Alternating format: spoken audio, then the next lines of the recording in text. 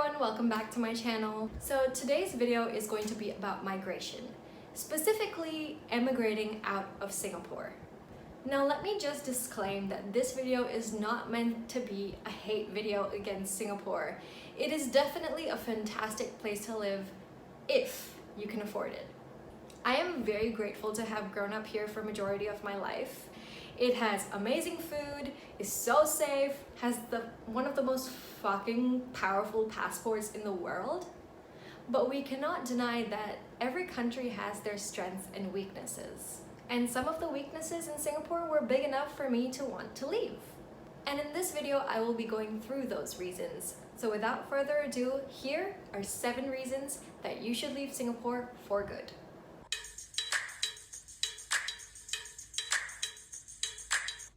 Number 1, you are a creative.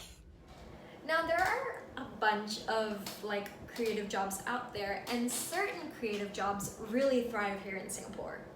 For example, working for Google, if you are a technological creative, if you are working for, I don't know, DBS or an insurance company, and you are working on marketing and ads and that kind of creativity, you would really thrive in this country. But if you are an actor, a dancer like myself, a singer, yeah, you should leave. If you want to really fight for the art scene in Singapore, you have to be prepared to work very hard and not earn as much. And while that path of life is okay for some people, it's not okay for me. I believe I work very hard. And I would like to be rewarded monetarily for that amount of work. Yeah, the prices I would get in Singapore for the type of work I do, I just don't think it's fair. Which brings me to my next point. Number 2, there is no minimum wage. This is gonna come off as a hateful point because honestly, I kind of do hate this point. There is no minimum wage in Singapore. When I was working in Melbourne, I was a yogurt girl at a frozen yogurt shop, and I earned $29 per hour. Per hour, $29 per hour.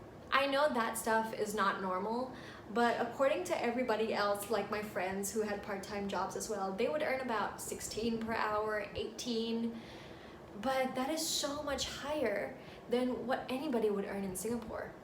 For example, when I came back here in June, I applied to work as a barista for Coffee Bean. I was on my feet all day, about maybe 9-hour shifts. Not gonna lie, my manager was not that pleasant, and I was only being paid $8 an hour. $8 an hour for me to scrub dirty dishes, for me to prepare coffee, prepare food, serve customers, deal with negativity from my superiors, and I'm a citizen. I'm a citizen and I get paid that little. It's no wonder that, people have called out Singapore for modern day slavery, because if a citizen gets paid that little, imagine how little they're paying the foreign workers from Bangladesh, from India, Sri Lanka, Philippines, Indonesians, the construction workers and the maids, not being paid fairly. So yeah, if you are a fan of having minimum wage, move countries. Next, you identify as LGBTQ. Singapore still has Penal Code 377A in existence. This code is around from colonial times, and it basically says that any man who is caught having sex with another man in private or public can be legally punished. A guy can get legally punished for engaging in intimacy in their own home. That is so messed up. This code has been called for repeal several times in the last decade, but it persists. The officials always just decide to let it stay in the law. And I can't be in a country that legally discriminates someone's sexuality like that. Moreover, LGBT relationships are not legally recognized. You can't get married here. You cannot get a house here. You can't adopt children here. It's illegal. I can't live with that. If my future kids are LGBTQ, or LGBTQIA. Like, I would never want to bring them up in a society that legally oppresses them so much. Yeah, if you're LGBTQ, I reckon go to Scandinavia or something, somewhere where you have rights as a basic human being.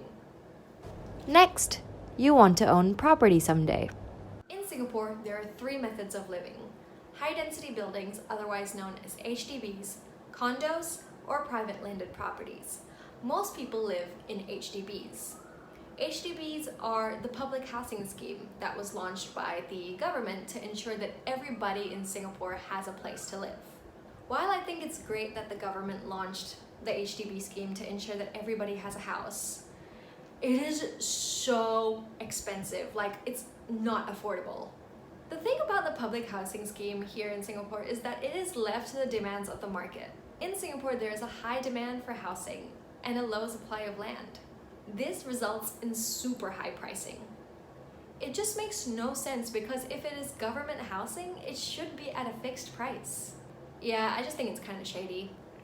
So if you want to get like a 3-bedroom apartment in, say, like a kind of shitty neighborhood, maybe an hour away from like Orchard Road, the city, expect to pay up to $470,000. You can get like a proper big house with a lawn and a backyard for that overseas. Also, fun fact, the lease of the apartment only lasts for about 99 years. So if you want to leave this apartment behind for your grandchildren and great-grandchildren, they're going to have to pay another $470,000 after 99 years, or whatever price the apartment is at that time. So you don't actually own the apartment, you're just renting it for about 99 years. Rip off much? Not only is it super expensive, there are also tons of restrictions when applying for one. For example, if you are single and under 35, you cannot own a HDB. You either have to be married or engaged, or planning to get engaged. And I just think that is so sad. I think that if you don't get to live by yourself for some time, you truly don't know who you are. Besides being married or betrothed, Besides being married or betrothed, Besides being married or betrothed, because there is a shortage of land, you literally need to order your house. That's right. And by the end of those 5 years, you may have broken up or gotten divorced. You would then have to deal with a bunch of paperwork to sell the house with your ex, and yeah, that just sounds like a nightmare. So now let's move on to why it takes 5 whole years to prepare your apartment.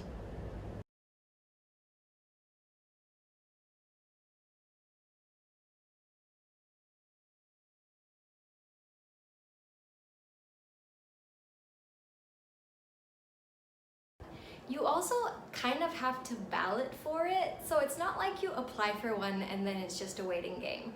You apply for one, you put in a ballot number, you have to wait whether like it's a good ballot number. Like, it's a game of chance. That is so whack to me. Yeah, I just think it is way too expensive.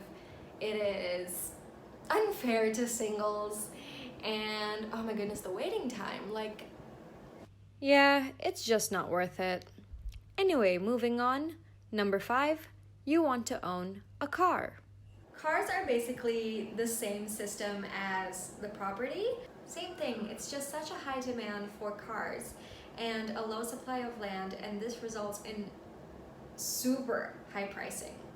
So over here, I'm going to put all the prices that you would have to pay to own a car in Singapore. Do you see it? Do you see these numbers right now? You literally need to buy something called a COE, called Certificate of Entitlement, which just lets you own a car. And that alone is like $38,000, and it goes up and down because of inflation or recession. But $38,000 just for a certificate to be able to own a car, like, what?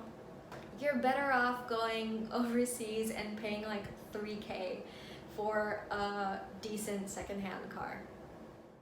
Number 6, you take mental health medication and services. So I would like to do a voiceover for this part instead because I wasn't very happy with the way I filmed it. So anyway, in Singapore, you can go to a public or private hospital for mental and physical health care. And as you might have guessed, the public ones are a lot cheaper and the private ones are a lot more expensive. But as you might have also guessed, the public ones are also much less competent, usually have lower quality services and larger waiting times. Moreover, when I started my treatment, I was not yet a citizen of Singapore. I was just a resident, so the costs of public and private for me were pretty much the same. So I'm only going to be giving my opinion on the private hospitals, as that's what I decided to go with. If you would like information on mental health care for public hospitals in Singapore, I'm probably not the person to go to, as I don't really know much. I didn't have any first-hand experience in it. So yeah. I myself take mental health medications. I'm on 2 types of medication, and once again, they're ridiculously priced here. My medication in Singapore costs about $260 per month, and it costs only $14 per month in Melbourne. When it comes to mental health, affordability is such an important thing, and the reason a lot of Singaporeans, I think, shy away from treatment is not just because of stigma and stuff, but because of affordability. Like, if you have to pay $260 for medication every month, I feel like that financial drainage on your pocket would kind of have some impact on your emotions too. And that just kind of makes the medication counterintuitive. And that's the gospel truth. Now let's move on to my final point, number 7. You do not want your children to grow up in Singapore's education system. Singapore's education system is a bit of a double-edged sword.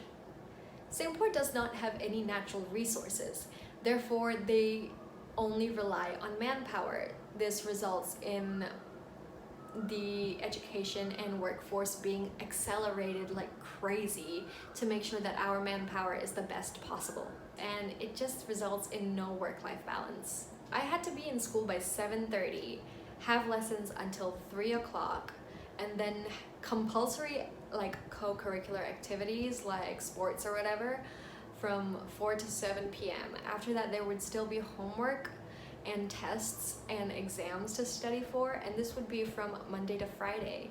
And usually on Saturdays, a lot of kids still have school-related activities. A lot of Singaporean kids don't understand how it's possible for kids overseas to have part-time jobs and stuff, but that is because countries overseas have industries other than manpower. They have agriculture and tourism, and therefore, their education and workforce is just slowed down a little, and there is time to relax, spend time with your family, that kind of stuff.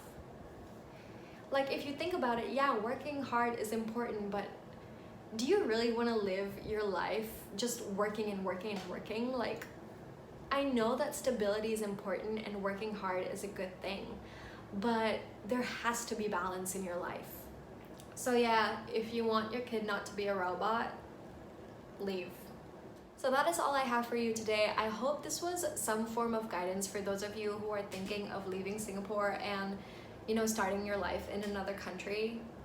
Like I said, every country does have its pros and cons. So just because Singapore has the weaknesses that I mentioned doesn't mean other countries won't have their weaknesses as well. Like I said, Singapore has fantastic food, good public transport. It's easy to be close to your family here because it's such a small island. So make sure you kind of think about what is important to you and think about which country will cater to what is important to you. Other than that, I hope you guys liked the video. Please like, comment, and please subscribe, please. Make sure to follow me on my Instagram @withnavya, and I will see you guys next time. Bye!